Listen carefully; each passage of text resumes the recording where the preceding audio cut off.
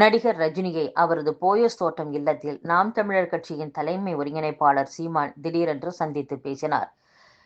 எடுத்ததுமே தனக்கு எதிராக தன் கட்சியினரை கொம்பு சீவி விடும் வேளையில் திமுக களமிறங்கி இருப்பது குறித்து தன்னுடைய ஆதங்கத்தை ரஜினியிடம் கொட்டியுள்ளார் சீமான்.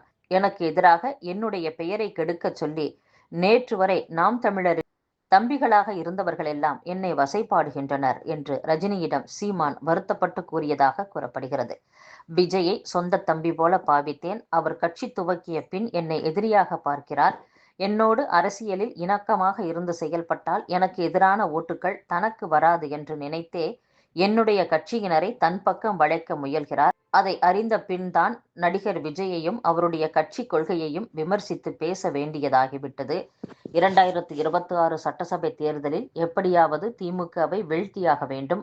அதற்காக தனித்து மட்டுமே களம் காணுவது என்கிற முடிவை சற்று தளர்த்தி வரும் தேர்தலில் என் தலைமையில் கூட்டணி ஏற்படுத்தலாமா என யோசிக்கிறேன். தேசிய ஜனநாயக கூட்டணியில் இணைய பாஜக தலைவர்கள் சிலரும் வலியுறுத்தி வருகின்றனர். என்னை முதல்வர் வேட்பாளராக பாஜக தரப்பில் அறிவிக்க வேண்டும். அதற்கு உங்கள் ஆதரவும் வேண்டும் என ரஜினியிடம் சீமான் கூறியுள்ளார். அதற்கு ரஜினி நான் எந்த முடிவும் சொல்ல முடியாது என கூறியுள்ளதாக விவரமறிந்த வட்டாரங்கள் தெரிவிக்கின்றன. இந்த சந்திப்பு குறித்து சீமான் அளித்த பேட்டியில் மரியாதை நிமித்தமான சந்திப்பு தான், திரையுலகம், அரசியல் என பல விஷயங்களையும் பேசினேன். தமிழக ஆட்சியாளர்கள் தங்களுக்கு தாங்களே நற்சான்றிதழ் கொடுத்துக் கொள்கின்றனர். நல்ல ஆட்சி நடத்தினால் ஓட்டுக்கு காசு கொடுத்து ஏன் மக்களை விலை பேச வேண்டும்? அரசியல் சிஸ்டமே தவறாக இருப்பதால் தான் மாற்ற வேண்டும் என்பது குறித்துதான் ரஜினியை சந்தித்து பேசினேன். சங்கி என்றால் சக தோழன், நண்பன் என்று பொருள். சங் பரிவாரிலிருந்து சங்கி என்று சொல்கிறார்கள். உண்மையான சங்கி யார் தெரியுமா? எங்களை சங்கி என்று சொல்பவர்கள்தான் என்றும். பிரதமரை காலையில் மகனும் மாலையில் அப்பாவும் சந்திக்கின்றனர். எதற்கு சந்தித்தோம் என்பதை இதுவரை சொல்லவில்லை. ஆனால் ரஜினியை ஒளிவு மறைவின்றித்தான் நான் சந்திக்கிறேன். அதை வெளியிலும் சொல்கிறேன். ஏனென்றால் இதில் கள்ளத்தனம் இல்லை என்றும். எங்கள் கட்சியில் இருந்து நிர்வாகிகள் பலரும் விலகுவது குறித்து கேட்கின்றனர். அவர்களை மாற்றுக் கட்சிக்கு அனுப்பி வைத்திருப்பதே நாங்கள்தான். வெவ்வேறு இயக்கங்களுக்கு சென்று எங்களுக்காக அவர்கள் உளவு பார்த்து தகவல் சொல்வர். அதாவது எங்களுடைய ஸ்லீப்பர் செல்கள் என்றும் சீமான் கூறியுள்ளார்.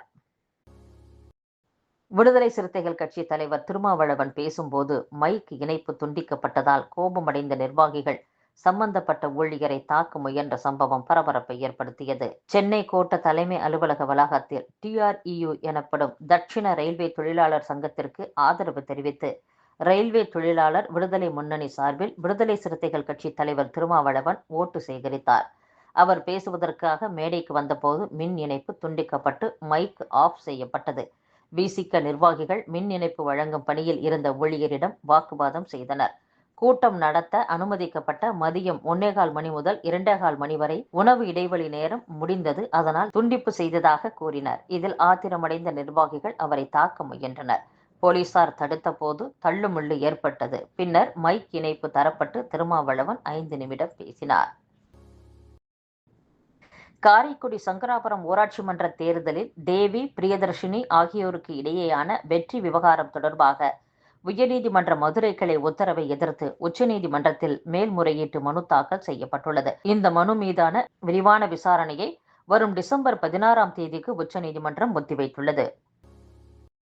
சம்பா பருவத்திற்கான பயிர் காப்பீட்டை நவம்பர் 30ஆம் தேதிக்குள் செய்ய வேண்டும் என்று விவசாயிகளுக்கு வேளாண்மைத்துறை அமைச்சர் MRK பன்னீர்செல்வம் வேண்டுகோள் விடுத்துள்ளார்.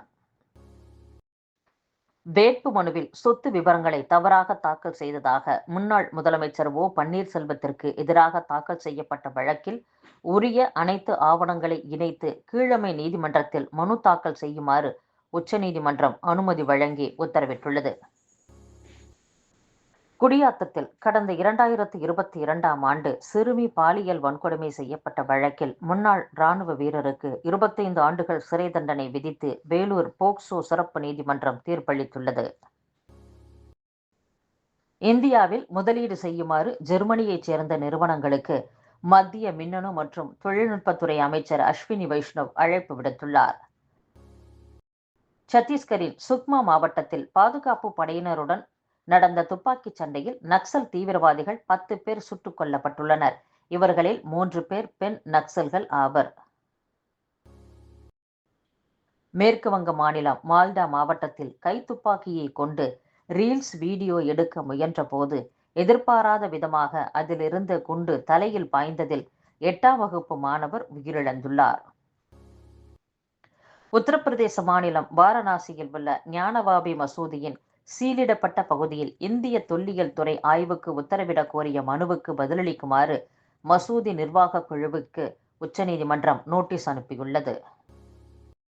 தெலுங்கானாவில் காவல்துறையின் உளவாளிகள் என்று குற்றம் சாட்டி 2 கிராமவாசிகளை மாவோயிஸ்ட் தீவிரவாதிகள் சுட்டுக் கொலை செய்துள்ளனர். மணிப்பூர் மாநிலத்தில் வன்முறை தொடர்பான சம்பவங்களில் இதுவரை 258 பேர் உயிரிழந்துள்ளதாக தகவல் வெளியாகியுள்ளது.